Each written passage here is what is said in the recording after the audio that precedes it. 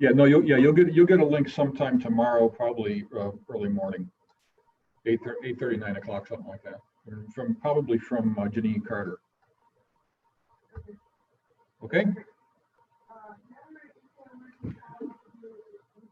Yes. Yes. Greg, do you want to mute yourself, please?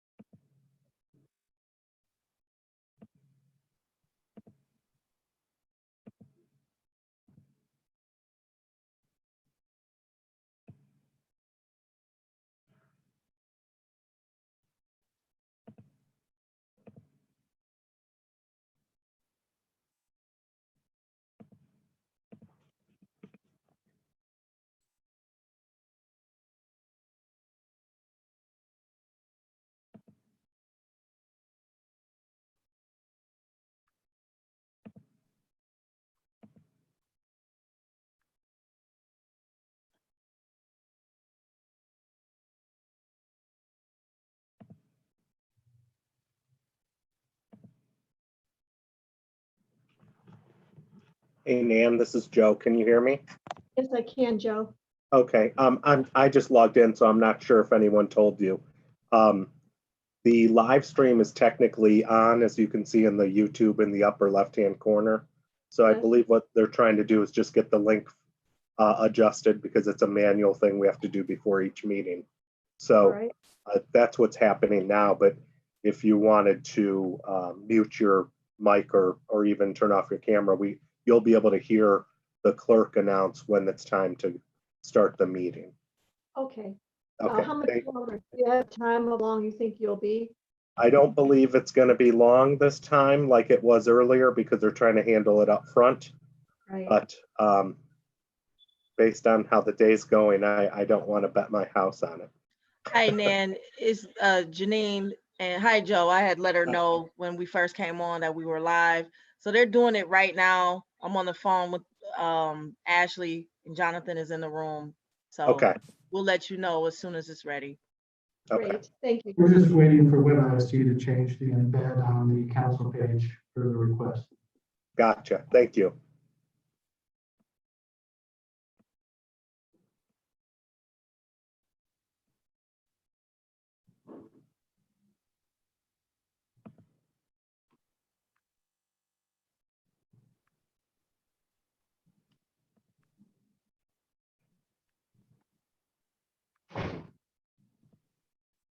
We're just waiting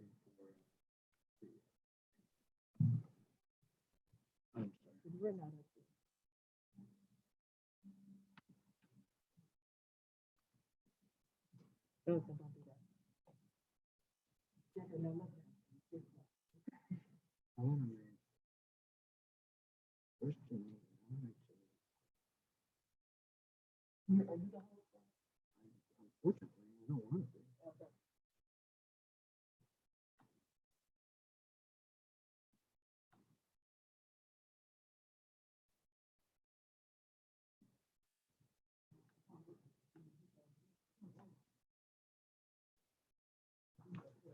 We're all set. Sure.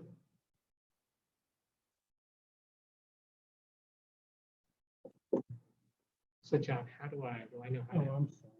Yeah. I just don't know how to So, do it. That's all. yeah. So your presentation's on the computer already? I believe so. Okay, so. maybe just Sure. go to share and then just navigate down to that, Okay. wherever it is, and then hit share. Okay. In the last session, we had the multiple copies open and it took us a second to find the right one, but so you should be. Well, I may need remedial help, so. So that's right.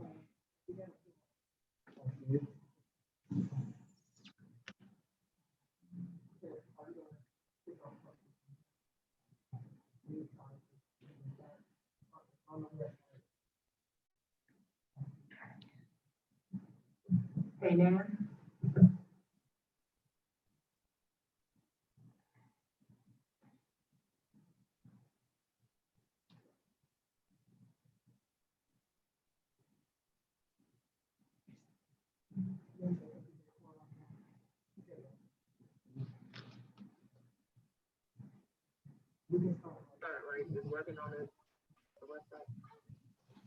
Nan, Yes. whenever you're ready, you can start. It's working on that. Okay, we're ready to go. Inspector General, good to go? Yes, can you hear me? Yes, good. All right, with that, looks like I don't know if Councilmember Simon, is she here?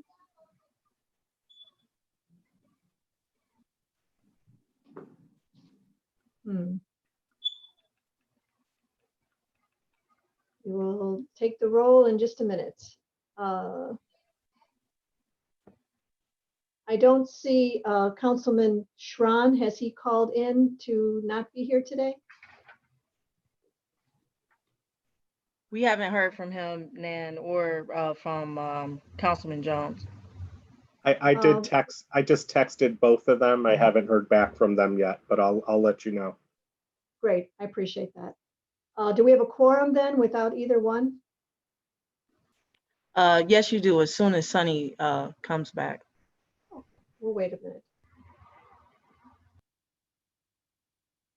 We can text her too and let her know we're getting started.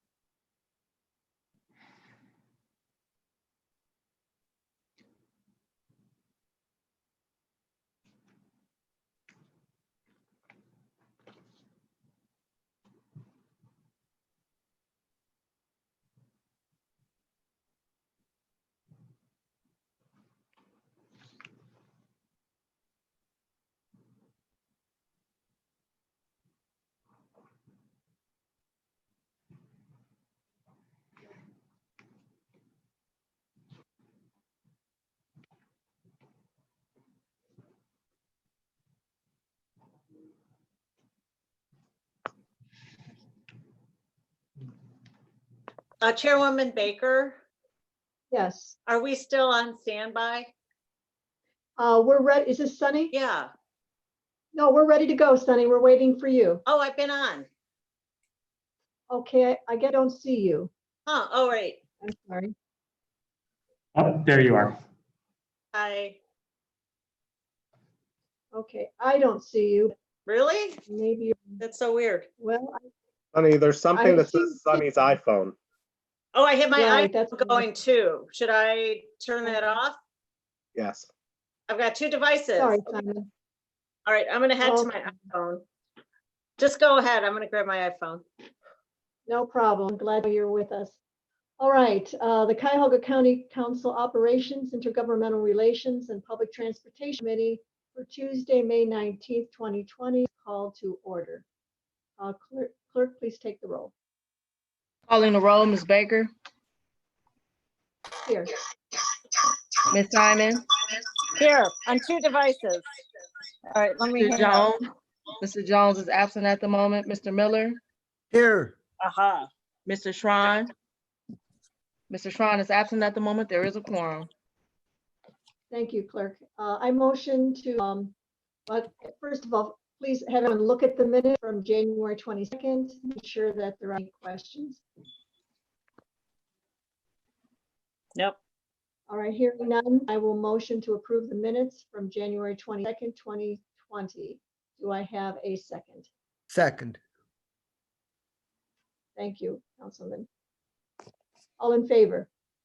Aye. Aye. Okay, hearing no opposed, minutes are approved. All right, we are going to move directly to our discussion. Inspector General Mark Griffin. He will be giving us an overview of the Agency of Inspector General's semi-annual report from July 1st, 2019 to December 1st, 2019. And as I briefly mentioned to him, as I've heard in the other 2 committees from today, things have changed certainly since December 31st, 2019. And although what we are going to hear today, I'm sure has perhaps changed a bit or has evolved into other issues that we will also be discussing. We certainly welcome you and look forward to hearing what you have to present to us today. So go ahead, Inspector General. Mark Griffin, Inspector General. Councilwoman Baker, thank you very much for the opportunity to come and speak with you today. Council members, thank you very much. I know that some of you may have been in committee meetings now for several hours. So I'm going to try to be very respectful of your time and not go over too much of what has already been said or is already in my semi-annual report. So what I'd like to do is kind of just give a summary of what has happened during the second 6 months of 2019, but then come up to date with what we've been doing since then, including what's been happening since we have gone remotely due to our COVID virus situation. So my hope is that I will be able to share my screen and not disconnect anyone. I have a relatively short presentation, and with remedial education, I think I am learning how to do it. There you go. And then just to get this to full screen.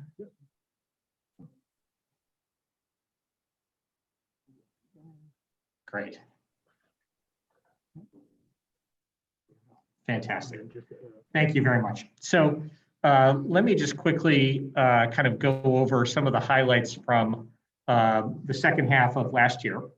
And these are set forth in further detail in our semi-annual report, which hopefully you have a copy of. But rather than to repeat what's in there in great detail, in the last 6 months, we closed 29 investigations, and that's a little bit higher than usual. Usually we're around 22, 23, 24 investigations. So second half was closing more than usual. We're continuing to work with Prosecutor O'Malley and Treasurer Murray in assisting them in collecting tax payments through letters regarding potential debarments. And we had a pretty good increase in the last 6 months, close to $1 million in new tax payments received. So 936,000 received. And we're continuing to do other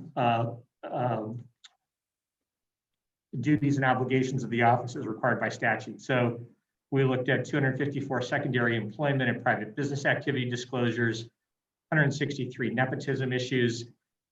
We initiated and reviewed background checks for 353 contractors, 74 ethics opinions and advisories. We had 3 new debarments, and these are associated with contractors or others who have not paid their taxes. So we did that as well. Again, this year, we had our annual free CLE program for county attorneys in order to save money for the county and save money for our attorneys as well. And we continue to have a substantial part of our activities be preventative. It's better, of course, a penny saved is a penny earned, and an ounce of prevention is worth a pound of cure. So we continue to do in-person ethics trainings for every new county employee. And then we also work to create a new online annual training program for current county employees. So for people who are new, they have an in-person training as part of their onboarding process. And working with the HR department, that's expanded to a half day for every new county employee. But then we also did a new online training program with questions to make sure people are paying attention and quizzes at different parts, at different sectors of the presentation. And I think that's been well received as well, because that allows county employees to fulfill their ethics obligations on their own time and at their own schedule.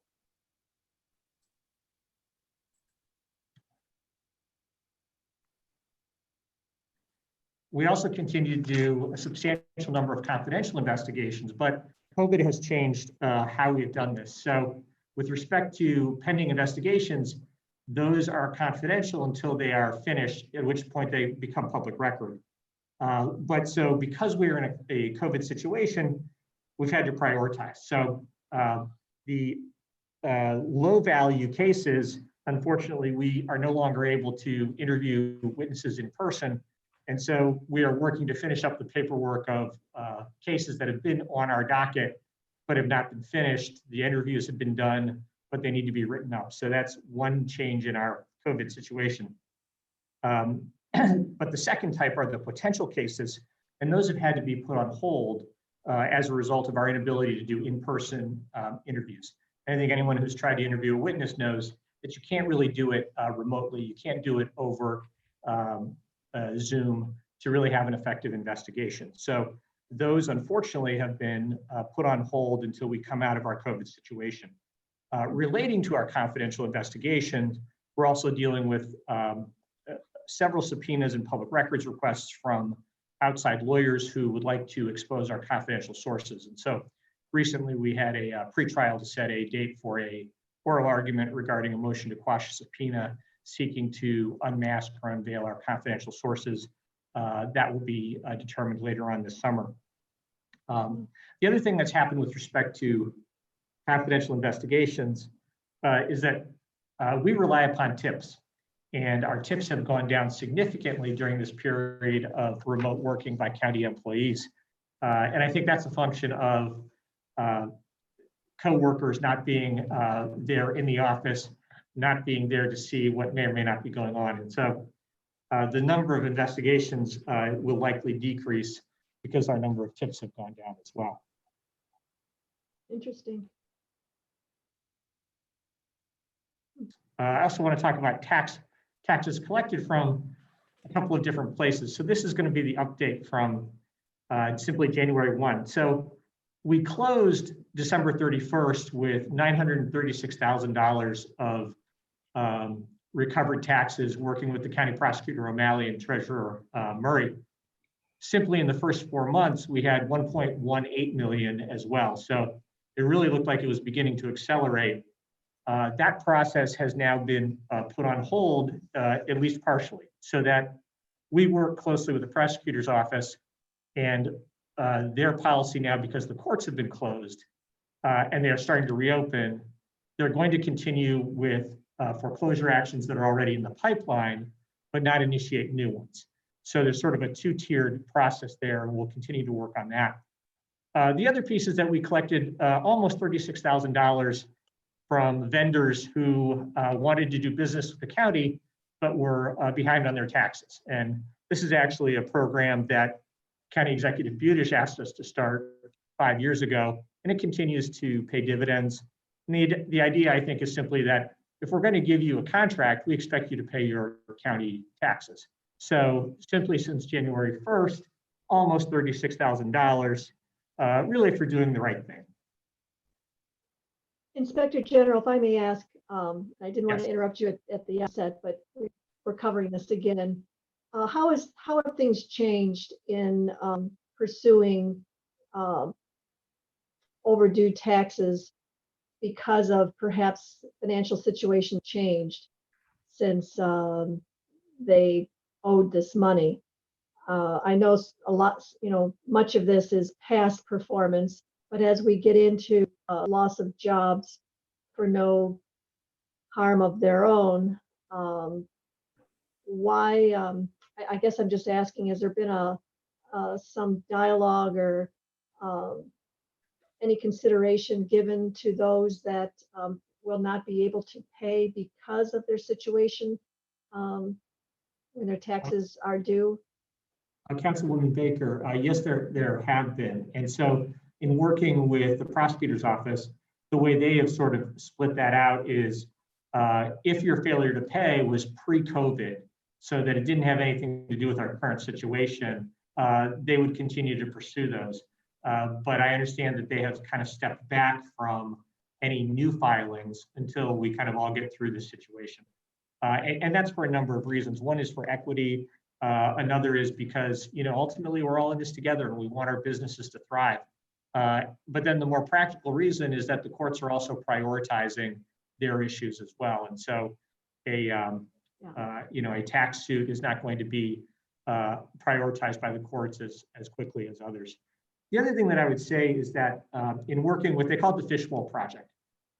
They are very, very positive and constructive in trying to work with taxpayers. They want to try to find a way for a payment plan to work. I think there's something like 5,000 to 6,000 payment plans that are currently out there. And they really look at foreclosure as a last resort. One thing we are going to start to look at in the next 6 months are for those who are on payment plans, are they following up on the payment plans? So that'll be something that we're going to look at in the next 6 months. Right, good, thank you for the update.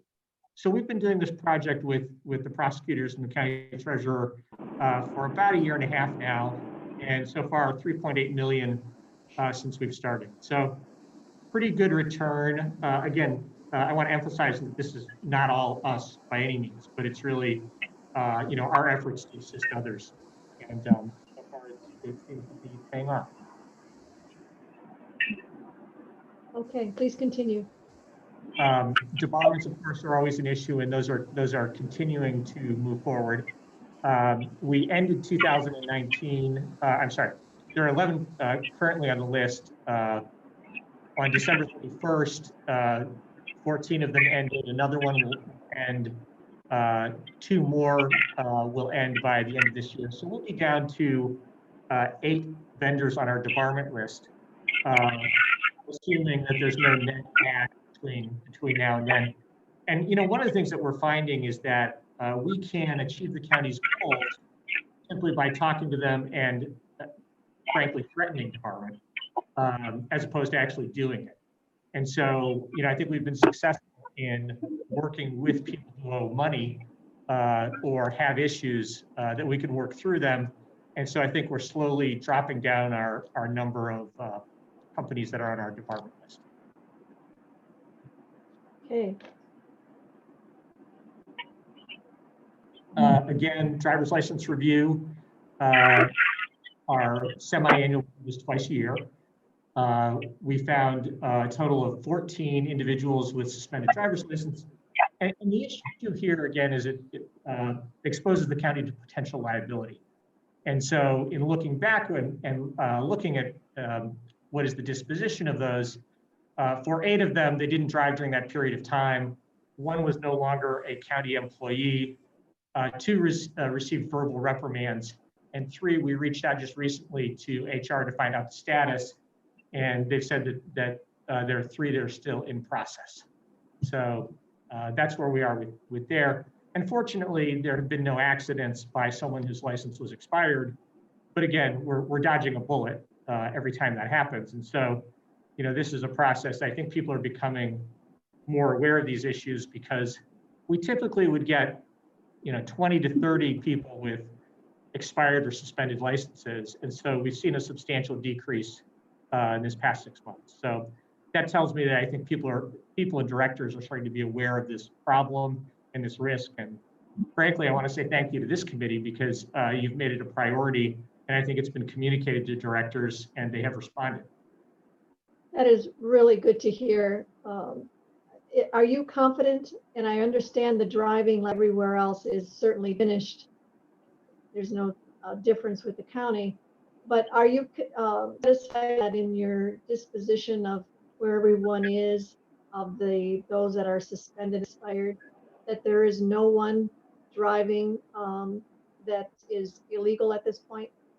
They are all Well, no, accounted. because, Councilwoman Baker, my apologies for interrupting. We always look at it retrospectively. So unfortunately, we only know about these things afterwards. So some of what we're doing is this process is education directors.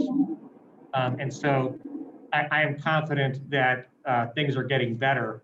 But again, it's always a retrospective look. So I'm pleased with the direction that this is going, and I think the directors have done a good job to pay attention to it. The other thing that I would say is we're never perfect, and so even if we have one moment or one period of time where no one has driven without a valid driver's license, we have to stay vigilant, and it's it never ends. Right. It only takes one driver and one accident and one fatality that would put us in a very high compromising lawsuit, and we wouldn't have a lot to fall back on if we in fact had an employee with an expired license. It only takes one, so I would hope that we are very vigilant, and the answer would be we are zero to the ability that we've heard from everyone, confident that, or we know it has, we're in good standing. One accident undoes all of the good that would otherwise have occurred. Absolutely, the costs, both financial and in human life, are huge. Thank you for keeping track of this. Appreciate it. Briefly, let me talk a little bit about a few pieces of interest in the last 6 months of 2019 that we looked at.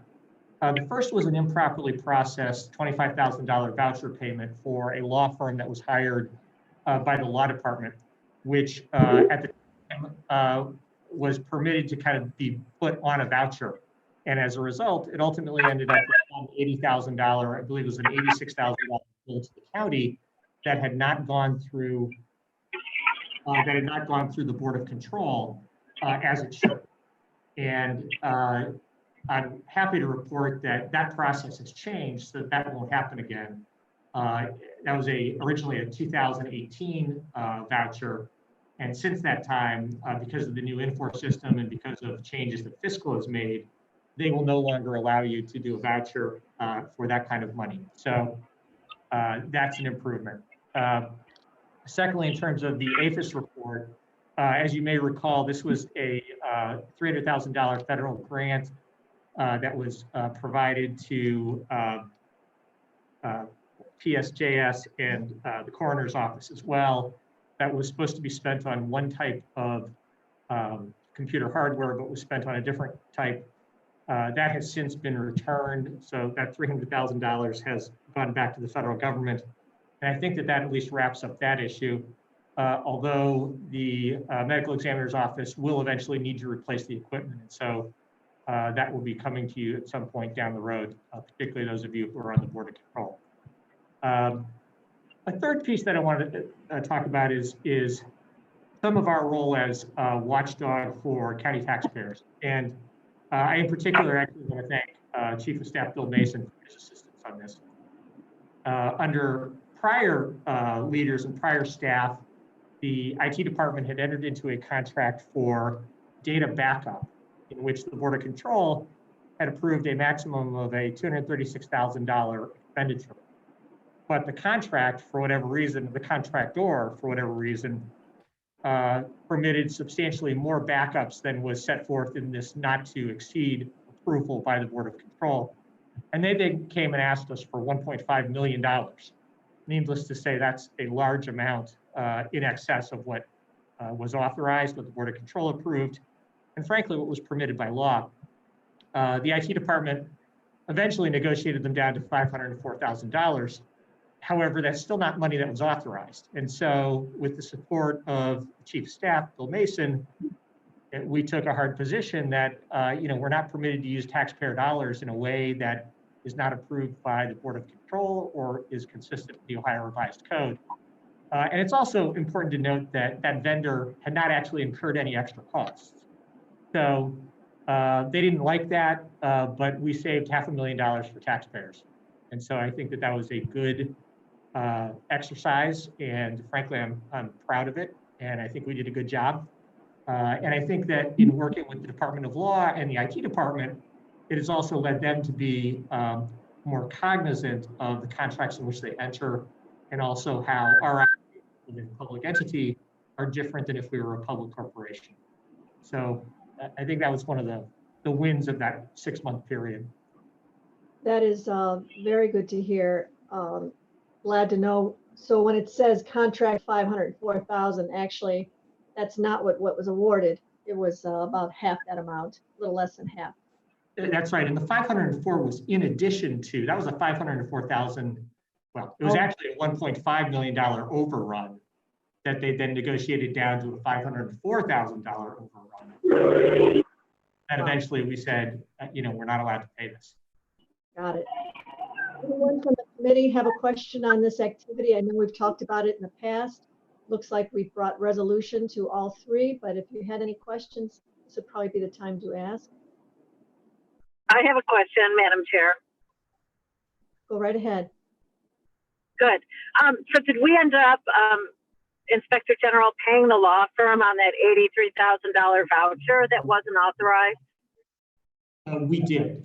Ultimately, and I'm not sure whether it was council itself or the Board of Control, retroactively approved it. And I think that what's different is, in that case, the law firm had actual expenditures. They had to pay their associates, they had real costs, and at the end of the day, and again, I apologize for not recalling whether it was Board of Control or council itself, decided, and it was a local company, decided that it was appropriate to pay that, even though the procedures had not been followed.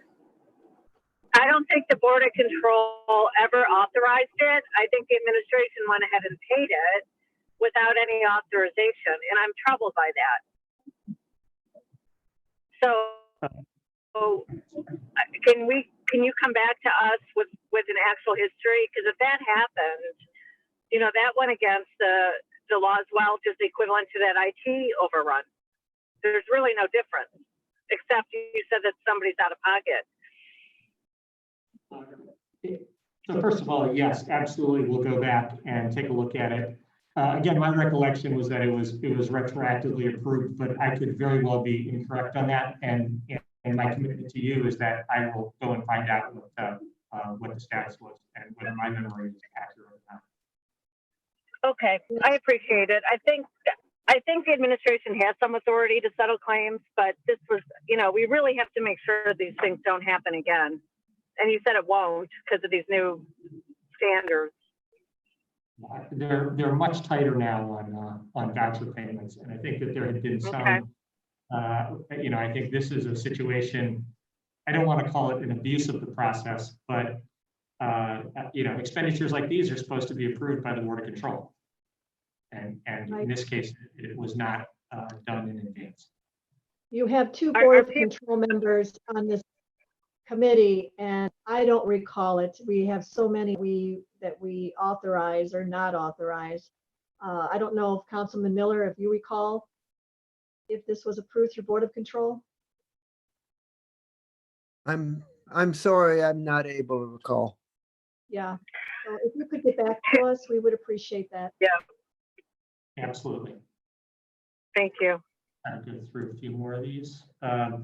So what have we been doing year to date? And again, some of this will be both repetitive and divided between kind of the pre and post COVID assistance with delinquent taxes. We've talked about that. Reconciliation of the loan portfolio. I'm going to talk at length about this later, but suffice it to say they have really done a great job, and I'm happy to talk about that. Contractor taxes and registration, we'll talk about that. Jail warden misuse of resources. We investigated our former jail warden, Warden Croucher, and I have 2 slides on that will be next as well. But that was something that was done during the COVID period. So because it was high priority, most of the interviews had been done before we went into remote interviews. And then we ultimately wrapped up the the writing of that report during our COVID period. But we'll talk about that in a second. We did a new video on online ethics education. So one of the things that's happened is that in the past, the online or the in-person has been done towards the end of the year, October, November, or December. And this year, we thought it was important to get it out sooner so that employees would have more flexibility about when they wanted to satisfy their ethics education. We're dealing with voluminous public records requests right now because of pending litigation involving the county. Several law firms have been asking us to respond to public records requests that require us, of course, to first find the documents, but then review every document for privilege, and then every document for personal identifiable information. The last thing we want to do is issue a document that has someone's social security number on it, personal telephone number, that sort of thing. So although the requests themselves seem simple, the time to review them often takes a lot of time. And then we're working to clear the cases that have been wrapped up for which there's no violation. So that's kind of a paperwork piece about what we're doing while we are working from home. If I may ask, on the public records request, I know that in Board of Control, we have in the past authorized outsourcing or hiring temporary employees to help with the large ass of public records. And that was primarily, I believe, in taken care of through the legal department. Has that been a shift to your agency to review those public records? So we have not been reviewing public records that go to the county as a whole or to the law department, but we've been reviewing those public records requests and subpoenas that come directly to us. And so as an independent agency, I think the law department is very busy and they don't have the resources. And I don't want to speak for Mr. Huth, but I think the idea is, hey, these are yours, you guys take care of them, which we do, but it takes up staff time. We had one request that generated, I think, 29,000 separate pages of paper, of which 28,999 didn't have personally identifiable information, but some of them did. So those have to be reviewed. So these are public records specifically asked of your department, not? Yes. Okay. Once our investigations are closed, everything in our file becomes a public record, which means it's subject to a public records request, which means it has to be reviewed before it goes out. And for better or for worse, as we see litigation and potential litigation, there are some plaintiffs' attorneys who are turning to my office as an alternative means of discovery. All right, thank you. So I mentioned that I was going to talk to you about former Warden Croucher. And I sat through part of the presentation earlier from Sheriff Schilling. And first of all, I want to say that I was very impressed with what they have been doing. Extremely strong COVID response. The idea of being able to get our average daily jail population down to about 1,000. When we talk about big picture issues, that is tremendously important. So I want to talk about something else, which is important also, but also that I understand how things work in the scheme of things.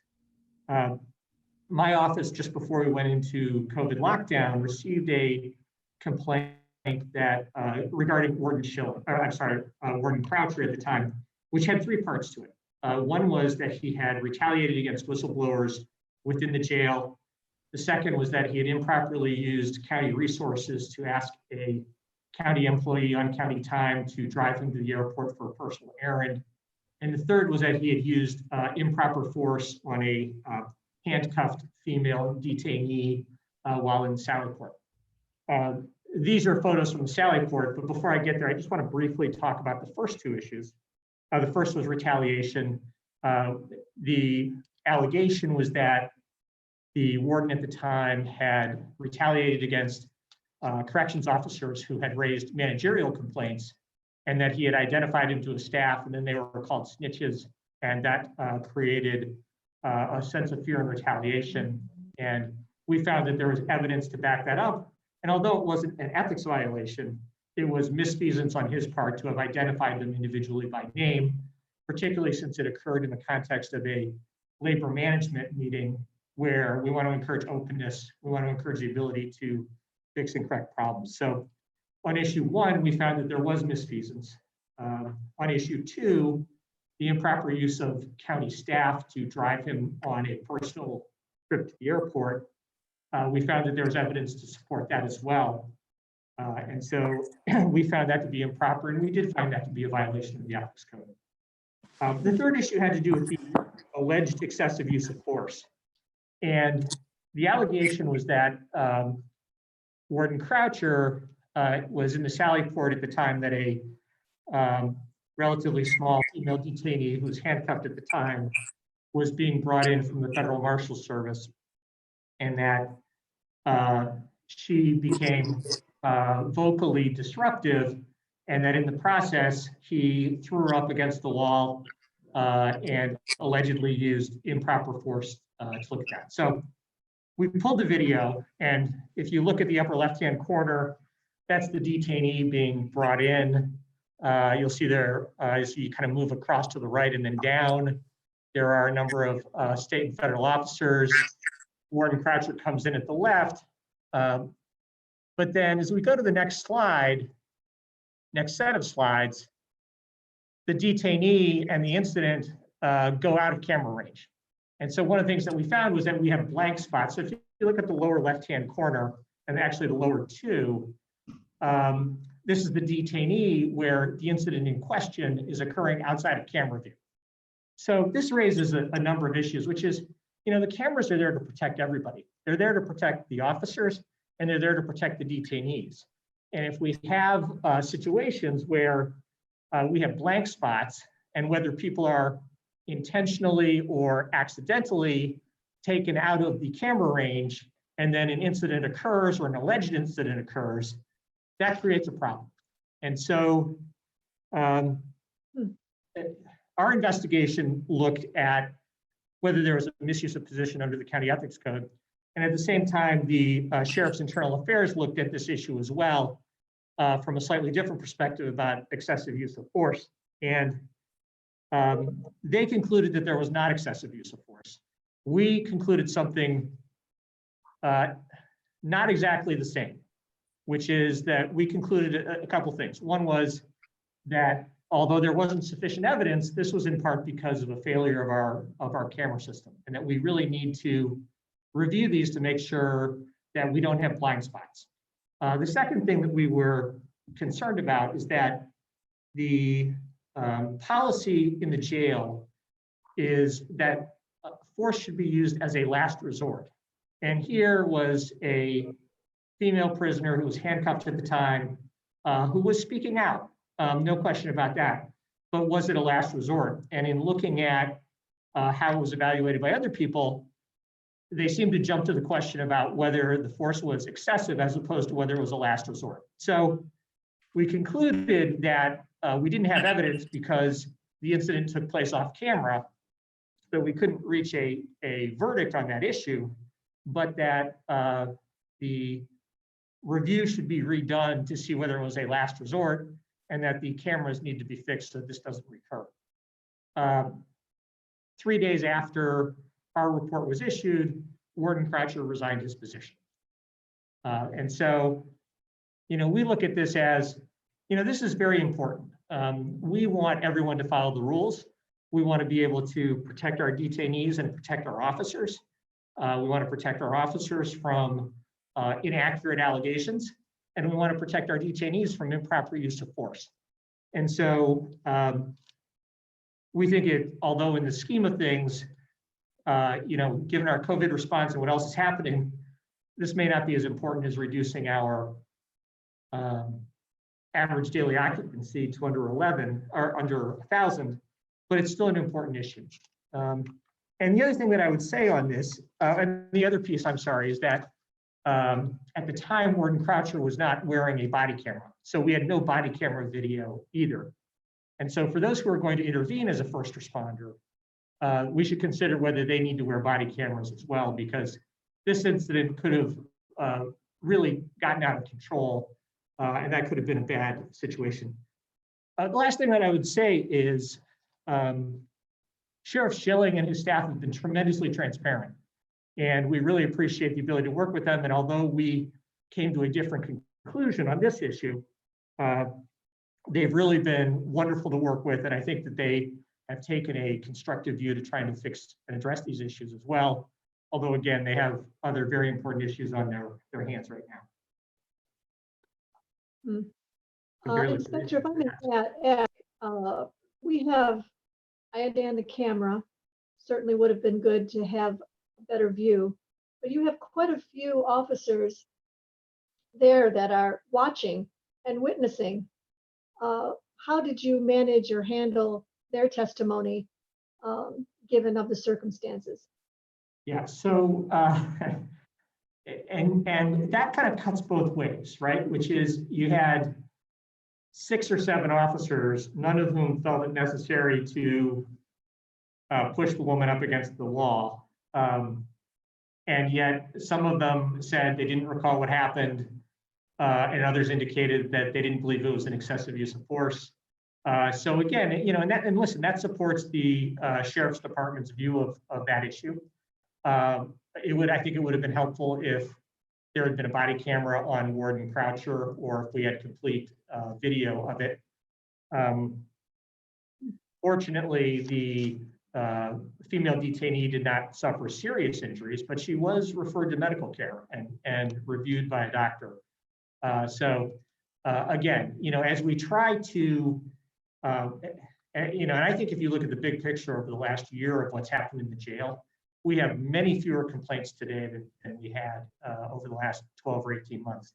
And so I think this review, my review, is part of this process of trying to make sure that we all follow the rules and that we all get better in our treatment of prisoners. Yeah. All right, good to know. Anyone, members, do you have any questions on this? All right, well, good job on it, Inspector General. It is, we need to know, and certainly the value of cameras so that it keeps everyone honest and we can see for ourselves what is happening. But it looks like we had a good outcome, and no one got significantly hurt, and that's all good for the county. So thank you for your work on that. My pleasure. I would just note that I think this is one of the pieces that my office can really bring to the county of having an independent review. And for better or for worse, this is now our second jail warden who has resigned shortly after one of the AIG reports. And I'm not sure if that's a good thing or a bad thing, but I do think that it is a point of fact about the impact that our reports can have. Yeah, But let me just say one more thing and move to good news. I believe that the role of my office is to tell the truth and to say when it's bad and say when it's good. And I think, as this committee knows, over the last 5 years, we have had an ongoing review of the Department of Development's legacy loan programs. And I will tell you that for the first 2 years I was here, it was very difficult to work with them. That has changed. And I'm happy to tell you that the Department of Development has really made fundamental sea change in their review and their stewardship of taxpayer dollars in our legacy loan programs. So this is an example of a true up and a review by our office. Most of the credit goes to DoD for this. We will claim credit for this, which is we have been pushing them, and years ago said to them, you must do a true up of your loans. And they have been doing that. And so in the last 6 months, they found $673,000 of taxpayer dollars that had been previously miscalculated, and they were able to collect that. And so I want to salute them and give them compliments for taking care of these dollars, which belong to the taxpayers, but they're all in revolving loan programs. So these are dollars that are now back into these funds that can go back into the community. And so without the efforts, and I want to salute the leadership of Ted Carter, but in particular also Brian Edwards and Sona Kaldawal, who are tremendously effective. Brian and Sona are to individuals who care about details and they care about actually reading the loan documents. And it's really because of them and the leadership in the department that things have gone from what, frankly, I think was a disaster to something that is now tremendously better. So, you know, I want to tell you the bad news and I want to tell you the good news. And this is good news.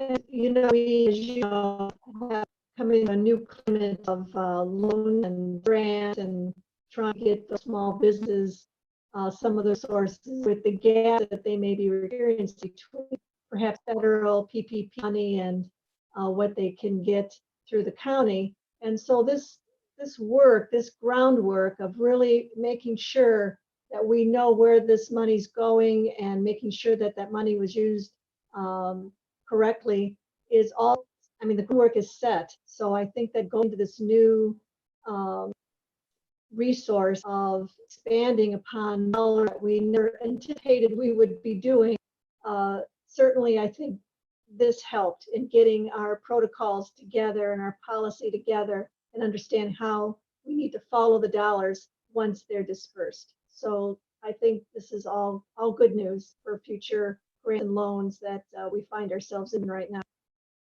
Director Carter, in response to the report that we issued on this, asked me, oh, good, so I can give the all clear signal. And I said, no, we don't do that.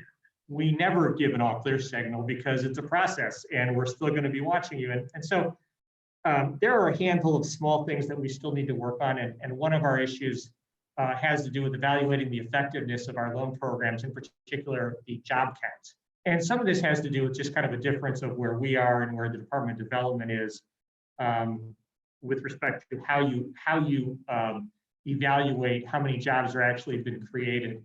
And we're pushing for kind of a more strenuous evaluation process. I put this visual up because back under the old commission, when these were the loans that were issued, they were looking at creating one job for every $35,000 that's been borrowed. And I don't know that we've ever done a job of really trying to evaluate that. And to the extent that the data is entered into the county database that's called Portful, it actually shows that there have been negative jobs created, which has to do with something with the accuracy of the reporting. So that's something that's still out there, and we want to work with Department of Development on that. Councilwoman Baker, you asked for other things that recommendations that have not been followed. And one recommendation that has not been followed is that we told them that, gee, we really think you need an outside third party to handle your loan program. And instead they hired Brian and Sona, who have been great. So that's a recommendation that we would withdraw because frankly, they've done a great job on it. Okay. So we're going to continue to follow up on the jobs issue. And we withdraw our recommendation that they need someone else to run their program. All right. Any questions from any members on this? All right, Mark, we'll continue. Okay, so let me tell you what we've been doing in progress this year towards stated goals, and some of them we have not accomplished. And again, you know, my role, I think, is to tell you what is out there. So the first goal is continuing to assist law enforcement. As you know, there's an ongoing public corruption investigation. So we're doing that, but that has decreased in our COVID environment. I will infer only that I think, as any investigators, if you can't talk to people, things slow down. And so we continue to cooperate with state and local authorities, and that's important. But I think it's been impeded by our current COVID situation. The second piece is to review the submission of late contracts. We have not achieved this. And this is an issue of ongoing frustration, I think, for our office, but also for the Board of Control, but also for the Office of Procurement and Diversity. And some of that has to do with we are implementing a new software to approve and track our contracts. And to say that there have been bugs in it is, I think, an understatement. I think there's kind of widespread frustration of getting the system to work. But from our office's perspective, this is not something that we've been able to do. So We continue to want to do that, but we have not achieved that goal. If I may ask, because this has always been one it's been a head scratcher for me. Is there any movement perhaps on policy that what we need to do in order to do our best in making sure that it is done before we ask for the funding? I mean, I know there are, especially in Board of Control and many of our committee work too, we find that the ask is after the contract is already in place. And I understand the state grants and different funding that comes on a different level that we sometimes is out of our control. But when it is within our control, is there any thought to perhaps, if we can't put our arms around this completely right now, that we can at least put something in place to say what the policy should be once we're able to be successful in getting these contracts on time? So I don't think there has been a policy change yet. I think what's been going on is that for years, at least since I've been here, the answer has been, well, ERP will solve everything. And now we're in the process of implementing ERP, but that implementation process is not perfect, to say the least. And I think during the last 3 to 4 months, I know specifically in my office, we've had great difficulty getting the ERP system to work correctly. I think we finally have it. So hopefully going forward, it will. So I think until we figure out whether the issues are policy or whether the issues are ERP, it seems unlikely that we're going to get a policy change, because I don't want to say the excuse, but the reason given is always, we don't have the right system. I think once those system issues are resolved, then we just have to find a faster and more efficient way to approve contracts. Yeah, certainly understand. I think it's dangerous policy to not be able to stay within the contract dates before we ask for funding.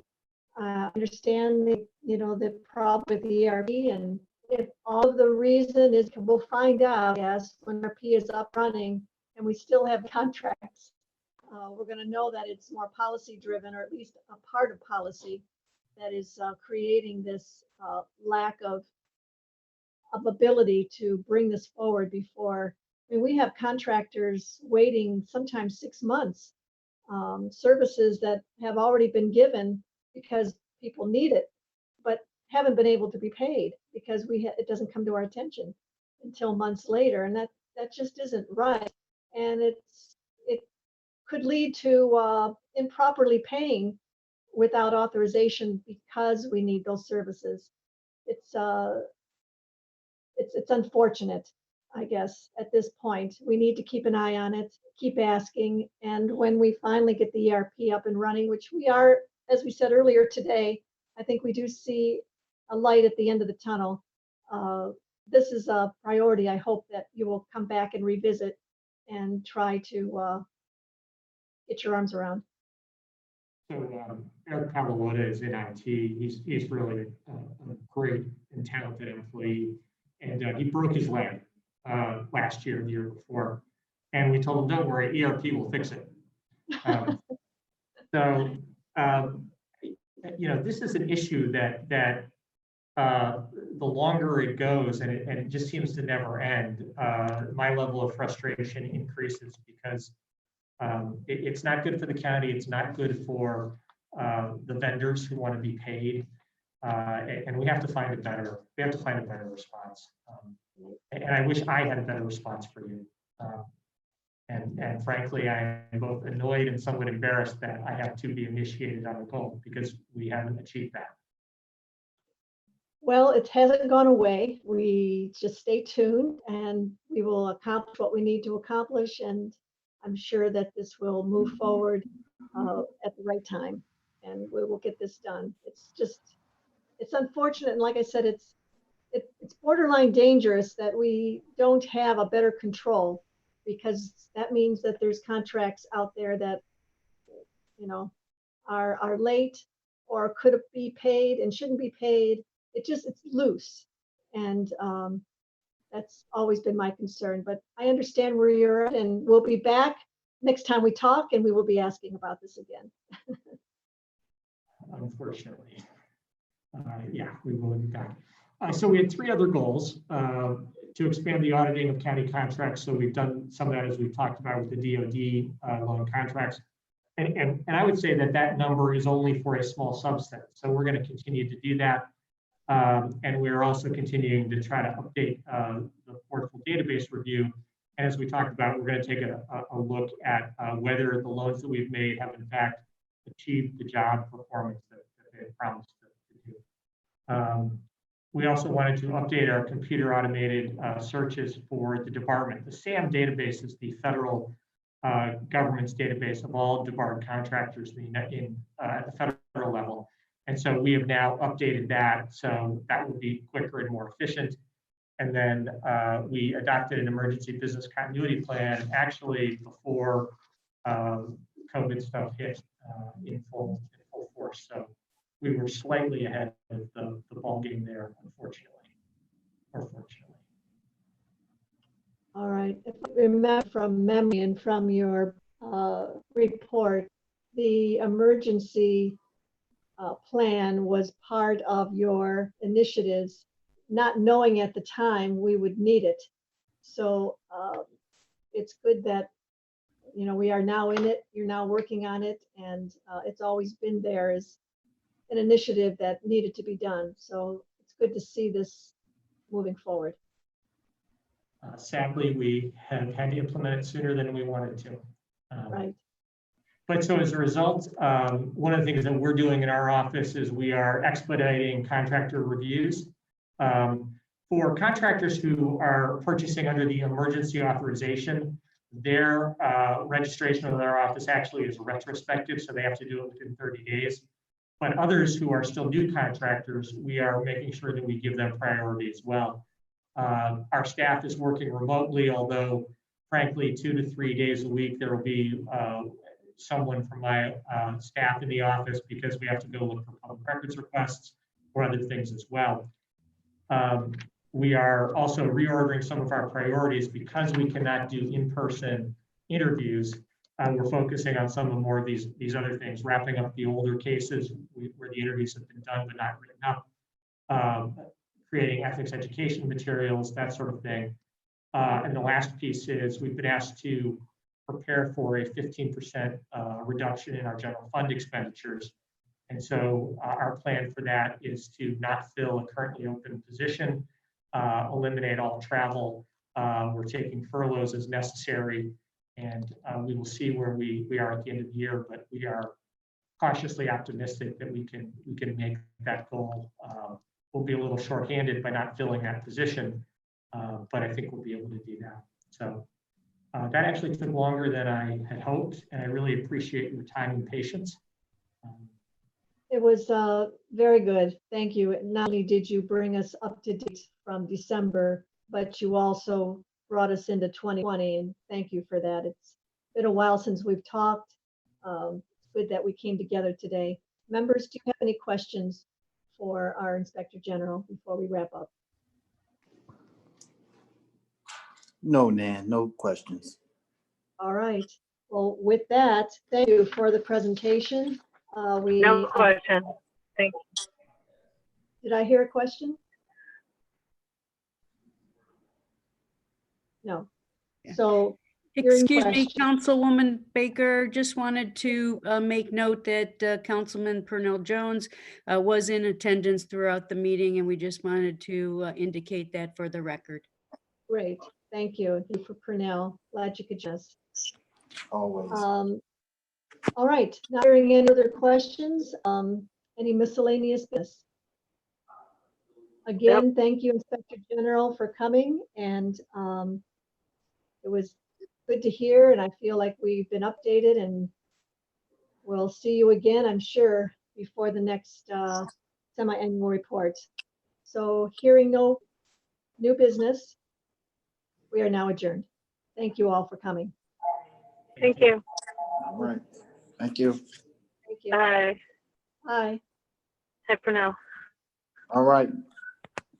All right, Bye-bye. trying to leave.